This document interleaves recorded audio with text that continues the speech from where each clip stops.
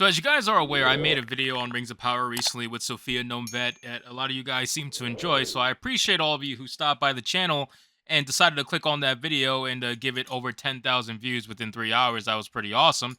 But today's video is going to be even more interesting because now it's just recently come out that Prime Video has announced that the season 2 of the Rings of Power is going to have, yeah, you guessed it, guys, you guessed it, an all-female directing team. This show that we thought could not get any worse, I promise you, is going to get much worse. It is going to get so bad to the point where I honestly, I think people are going to enjoy making fun of it more than actually watching the show. You just know that after seeing what happened with She-Hulk, you just know that this is going to be the absolute decimation of Tolkien's work. Tolkien's work stands absolutely no chance against the utter chaos that's going to come from an all-female directing team.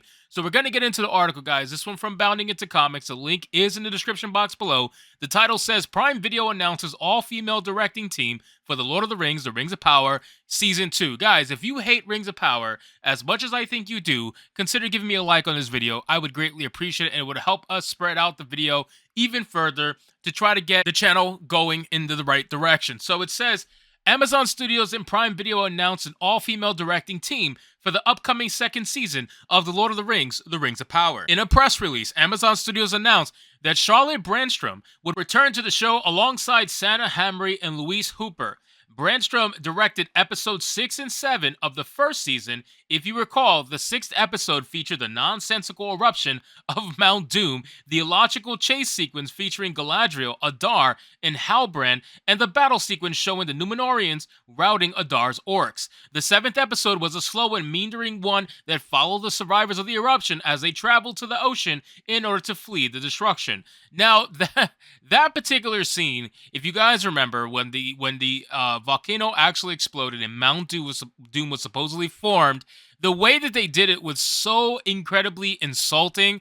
I mean, I get it, guys. It's a fantasy show. At some point, you need to turn off your brain and just accept certain things. But my God, when it comes to Tolkien's work, he has tried to make sure that everything that he has written can make sense logically in the real world. And when it comes to a volcano exploding and literal fire and ash and smoke and lava flowing down the mountainside and engulfing the people who are caught in the actual flow of the ash and everything, you gotta imagine that they would probably be burned away. If you want to give Galadriel the benefit of the doubt and say that she used her magic or whatever to try to get out of it, that's fine, but you were too busy making a warrior Galadriel that you didn't even focus on her magical powers, so it doesn't make any sense at all that you would try to tell us that all these humans survived. Like, nobody died from the actual mountain explosion. More people died from the actual battle with the Númenóreans and the orcs than the actual mountain exploding. It's hilarious, you know what I mean? But, of course,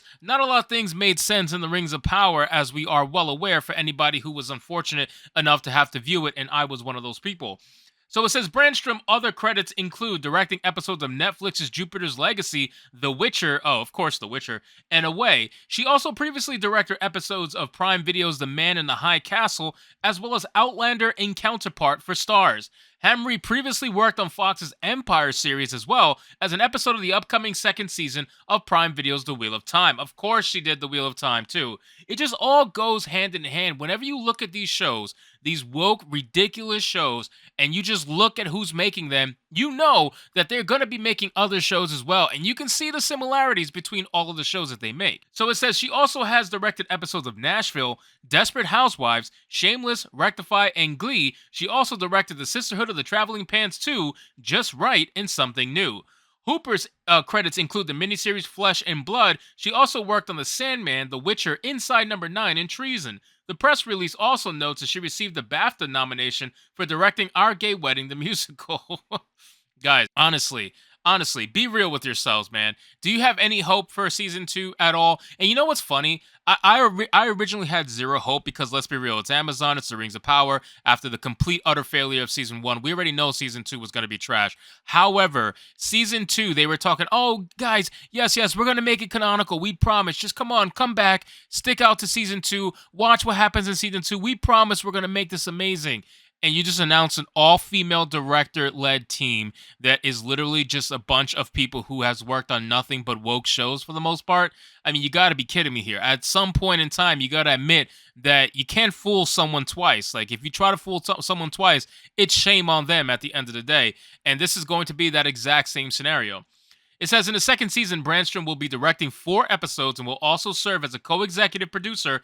Hamry and Hooper will both be directing 2 episodes each. Season 1 directors J.A. Bayona and Wayne Yip will not be returning for the second season. I don't blame them. I would try to stay as far away from this chaos as possible.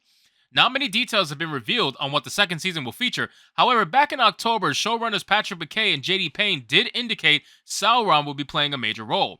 And I've said this before that I think season 2 is going to be what season 1 was for Galadriel. This whole like origin BS story that they tried to do with Galadriel and they completely ruined her. I'm almost positive they're going to do it with season 2.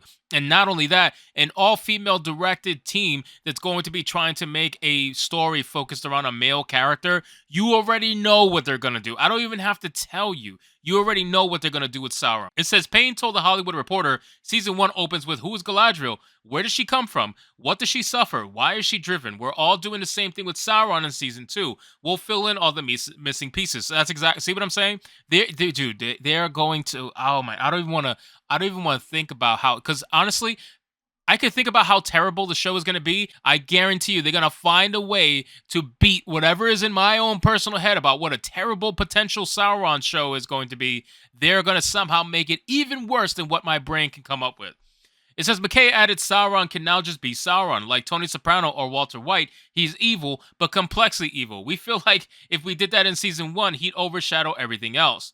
So the first season is like Batman Begins and The Dark Knight is the next movie. With Sauron maneuvering out in the open, we're really excited. Season 2 has a canonical story. Oh, see, there they go. Season 2 has a canonical story. There may well be viewers who are like, this is the story we were hoping to get in season 1. In season 2, we're giving into them, he stated. I doubt that. I 100% doubt that. I'm calling it right now. Season 2 will be nowhere near canonical. You know how I know that? It's because they don't have the rights to the source material to make it canonical. It's literally impossible. The only way you can make it canonical is if you actually had the rights to the source material, but you don't. You only have the rights to certain bits and pieces and the appendices. You cannot make a canonical story based off that. You have to tread lightly when it comes to that. Otherwise, you would get sued into oblivion. So obviously, there's no way you can make this show canonical. You keep promising a canon story, but it's impossible. And anybody who can see it, anybody who knows this stuff can tell you it's going to be impossible. So I know this show is going to be terrible. Of course, I'm going to review it because it's great for the channel, obviously. But also, we have a lot of fun dunking on it, and as we should, because this show deserves to be dunked on, and the less views that this show gets, the better. So anyway, guys, thank you so much for watching this video. I hope you did enjoy, and if you did, consider leaving me a subscribe. I would greatly appreciate it. Don't forget to like the video, comment, let me know what you thought of today's story, and I'll see you guys on the next one. Hypnotic out.